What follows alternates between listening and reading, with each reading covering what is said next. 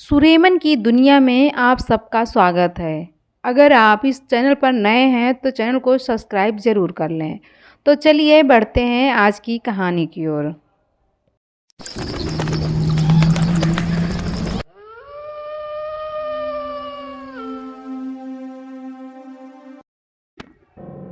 भोलू और सुधीर उस खंडहर से बहुत दूर निकल गए। चलते चलते वो गांव के बाहर एक पियाऊ घर में पड़ी चारपाई पर बैठ गए और कुछ देर सुस्ताने लगे। भोलू ने सुधीर से कहा, भाई अब बता पढ़ के कि क्या रहस्य लिखा है इस किताब में। सुधीर धीरे धीरे और बड़े ही आराम से उस किताब को उस लाल कपड़े से अलग किया। किताब काफ़ी पुरानी थी, इसलिए उसके पन्ने और कवर लगभग फट और गल चुके थे।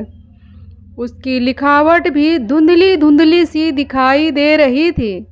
सुधीर ने कुछ देर किताब का पहला पन्ना पढ़ा और फिर भोलू को बताया कि इस किताब में यक्षिणी की पूरी कहानी लिखी गई है कि कैसे वो यक्षिणी बनी है और कैसे उसे ताज मिला है और वो इस ताज को कब तक अपने पास रख सकती है, और मुझे लगता है इसमें उसे ताज मुक्त करने की विधि का रहस्य भी लिखा गया है।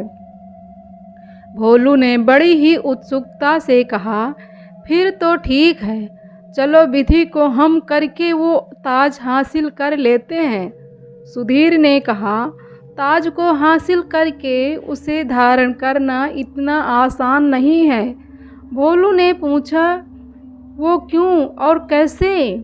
सुधीर ने बताया, ताज को धारण करने के लिए इसमें लिखा है कि एक विशेष प्रकार की साधना करनी होती है।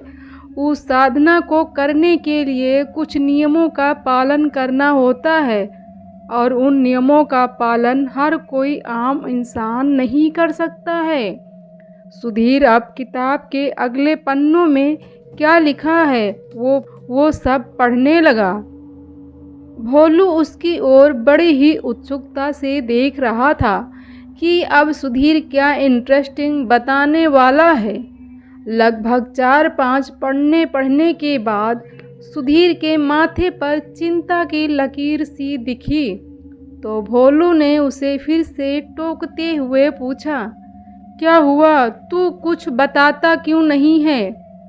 तेरे चेहरे पर देखकर लग रहा है कि जरूर कुछ अमंगलकारी पढ़ रहा है। सुधीर अब पढ़ना बंद किया और कहा, हाँ, इसमें लिखा है कि अगर कोई भी व्यक्ति इस गांव का हो या गांव से बाहर का, यदि ताज को हासिल करने के लिए जबरन या मन में लालच लाकर साधना करेगा तो उसके साथ साथ पूरे गांव के साथ अमंगल हो जाएगा। यानी गांव में संकट के बादल मंडराने लगेंगे और हो सकता है गांव में लोगों को अकाल मृत्यु और भी भयानक दुष्परिणाम हो सकते हैं। भोलू ने कहा, तब तो ये अघोरी हम सब की जान जोखिम में डाल रहा है। मुझे तो देख करके ही ये लालची लग रहा है। ये खुद ताज और उसकी शक्तियाँ धारण करने के लिए ये सब कर रहा है। सुधीर ने भी भोलू की बात का समर्थन किया, लेकिन अब चुनौती उसके सामने ये थी कि अब वो अपने गांव को कैसे बचाएगा। भोलू ने सुधीर से कहा, कोई तो रास्ता निकालो यार, नहीं तो हम सब संकट में पड़ जाएंगे। सुधीर ने कहा, चलो चल करके ये बात हम गांव वालों को बता देते हैं। भोलू ने सुधीर से कहा, क्या गांव वाले हमारी बात का विश्वास करेंगे? सुधीर ने कहा, वो बाद की बात है, पहले हम कोशिश तो करके देख लेते हैं।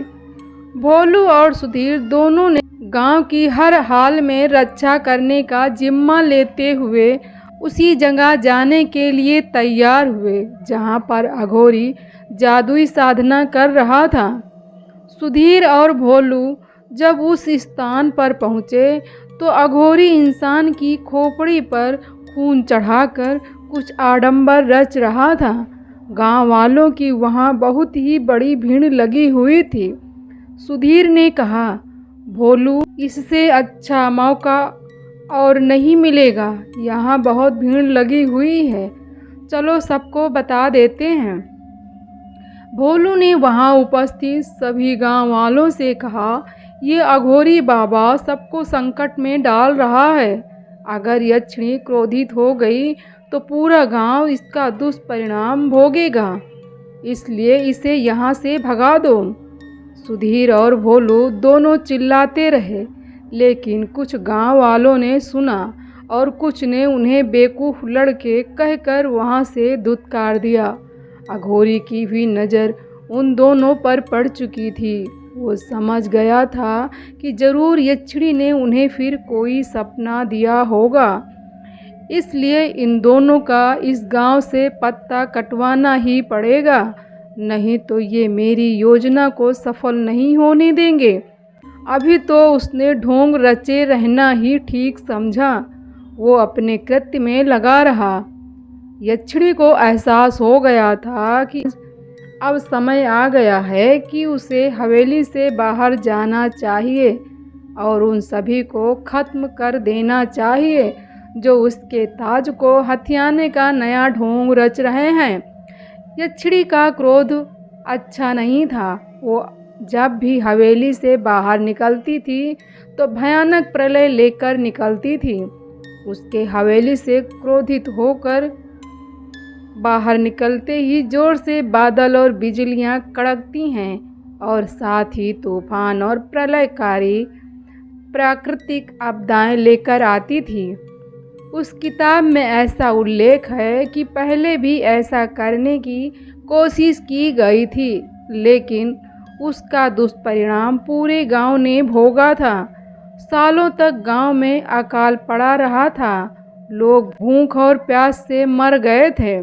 लेकिन ये बात केवल सुधीर और भोलू के अलावा सबको एक अफवाह लग रही थी, इसलिए कोई भी उनकी बातों पर भरोसा नहीं कर रहा था। भोलू और सुधीर थक कर अपने घर की ओर आने लगे थे तो रास्ते में उन्हें एक सुंदर स्त्री एक पेड़ के नीचे बैठी दिखी। भोलू ने उसे देखकर सुधीर से कहा, भाई, यह स्त्री अपने गांव और आसपास के गांव की तो नहीं मालूम होती। सुधीर ने भी कहा, हाँ, लगता तो मुझे भी है, लेकिन हमको क्या, तू चल अपने घर। भोलू ने कहा, कहीं यह यक्षिणी तो नहीं। अब सुधीर भोलू की ओर हैरानी से देखते ही रह गया। दोस्तों, आगे की कहानी अगर आप देखना चाहते हैं तो कमेंट करके हमें ज़रूर बताएं।